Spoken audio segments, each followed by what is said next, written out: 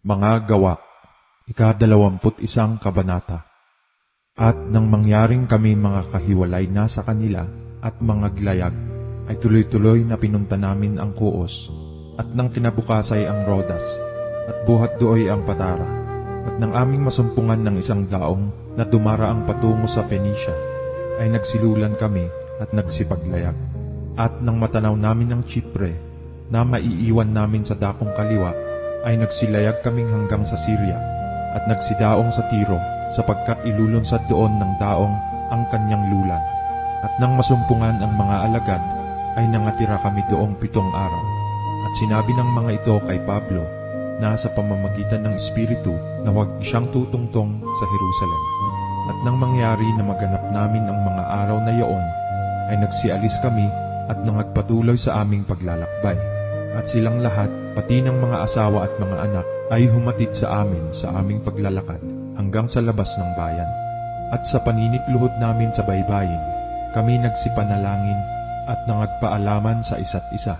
At nagsilulan kami sa daong datapwat sila'y muling nagsiuwi sa bahay. At nang aming matapos ang paglalayag buhat sa Tiro, ay nagsidating kami sa Tolemaida. At kami nagsibati sa mga kapatid, at kami nagsitahan sa kanilang isang araw. At nang kinabukasan ay nagsialis kami, at nagsidating sa Cesarea. At sa pagpasok namin sa bahay ni Felipe na Ebanghelista, na isa sa 7, ay nagsitahan kaming kasama niya. Ang taong ang ito'y may 4 na anak na binibini, na nagsisipang hula, at sa pagtira namin doong ilang araw, ay dumating na galing sa Judea ang isang propeta na nagngangalang Agabo. At paglapit sa amin, at pagkakuha ng pamitkis ni Pablo, ay ginapos niya ang kanyang sariling mga paa at kamay, at sinabi, "Ganito ang sabi ng Espiritu Santo, ganitong gagapusin ng mga Hudyo sa Jerusalem, ang lalaking may-ari ng pamitkis na ito, at siya'y kanilang ibibigay sa mga kamay ng mga Hintil."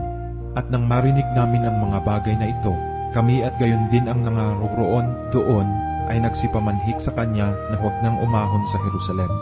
Nang magkagayoy sumagot si Pablo, "Anong ginagawa ninyo?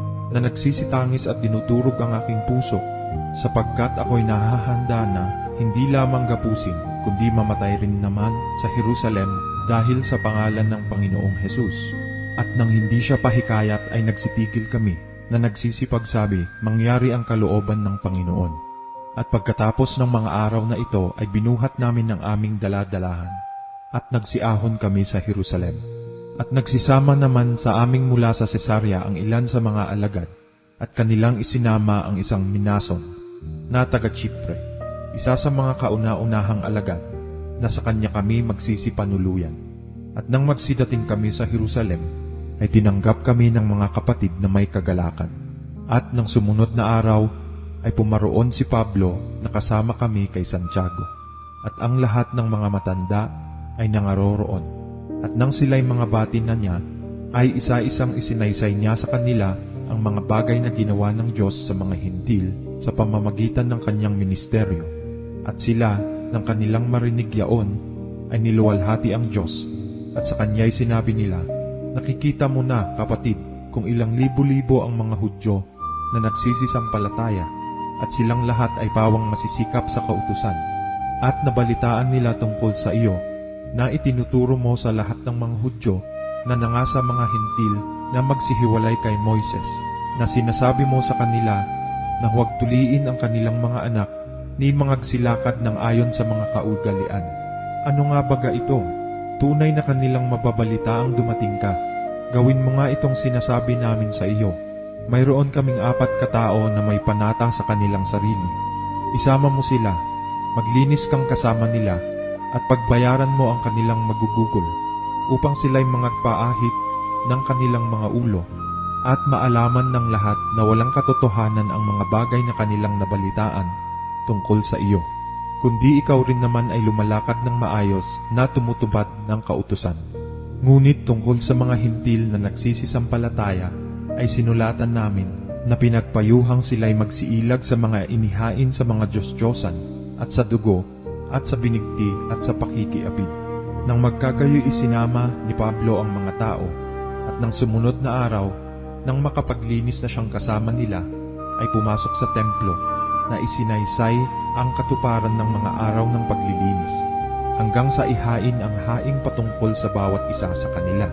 At nang halos tapos na ang 7 araw, ang mga Hudyong taga-Asya, nang siya'y makita nila sa templo, ay kanilang ginulo ang buong karamihan at siya'y kanilang dinakip. Na nangagsisigawan, mga lalaking taga-Israel, magsitulong kayo.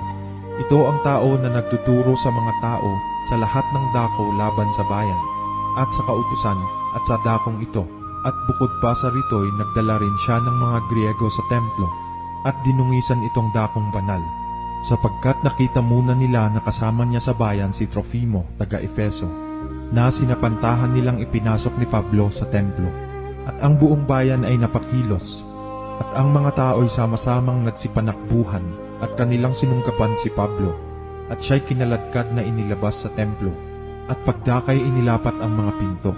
At samantalang pinagpipilitan nilang siya'y patayin, ay dumating ang balita sa Pangulong Kapitan ng Pulutong, na ang buong Jerusalem ay nasa kaguluhan. At pagdakay kumuha siya ng mga kawal at mga senturyon, at sumagasa sa kanila, at sila, nang kanilang makita ang Pangulong Kapitan at ang mga kawal, ay nagsitigil ng paghampas kay Pablo. Nang magkagayoy lumapit ang Pangulong Kapitan, at tinangnan siya, at siya'y ipinagapos ng 2 tanikala, at itinanong kung sino siya, at kung ano ang ginawa niya. At iba'y sumisigaw ng isang bagay, ang iba'y iba naman, sa gitna ng karamihan, at nang hindi niya maunawa ang katotohanan dahil sa kaguluhan, ay ipinadala siya sa kuta. At nang siya'y dumating sa hagdanan, ay nangyari na siya'y binuhat ng mga kawal dahil sa pag-agaw ng karamihan, sapagkat siya'y sinusundan ng karamihan ng mga tao na nangagsisigawan, alisin siya. At nang ipapasok na si Pablo sa kuta, ay kanyang sinabi sa Pangulong Kapitan, "Mangyayari bagang magsabi ako sa iyo ng anuman?" At sinabi niya, "Marunong ka baga ng Griego? Hindi nga baga ikaw yaong Ehipsyo na nang mga nakaraang araw ay nanghihikayat sa kaguluhan at nagdala sa ilang ng 4,000 katao na mga mamamatay tao?" Datapwat sinabi ni Pablo, "Ako'y Hudyo na taga-Tarso sa Cilicia, isang mamamayan ng bayang hindi kakaunti ang kahalagahan, at ipinamamanhik ko sa iyo na ipahintulot mo sa aking magsalita sa bayan." At nang siya'y mapahintulutan na niya, si Pablo, na nakatayo sa hagdanan, inihudyat ang kamay sa bayan, at nang tumahimik ng totoo, siya'y nagsalita sa kanila sa wikang Hebreo, na sinasabi,